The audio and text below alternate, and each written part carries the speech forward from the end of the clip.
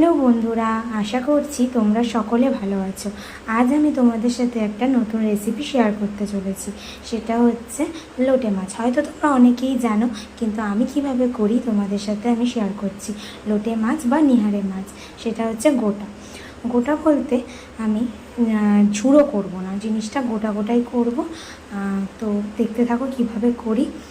প্রথমে পেঁয়াজ লঙ্কা কেটে নিয়েছি, তারপরে একটা বাটিতে নিয়ে নিয়েছি ধনে, জিরে, হলুদ গুঁড়ো, আর নিয়েছি কাশ্মীরি লঙ্কা গুঁড়ো।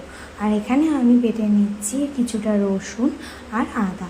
যদিও এতটা রসুন আমি রান্নায় দেবো না, কারণ খুবই অল্প রান্না, তো তাও আমি বেটে আর কি রেখে দেবো। তো বেটে নিলাম। আর এখানে আমি এই যে রসুন বাটা কমপ্লিট। আর এই কড়াইতে তেল গরম হচ্ছে, আর তার মধ্যে দিয়ে দিয়েছি গোটা জিরে, শুকনো লঙ্কা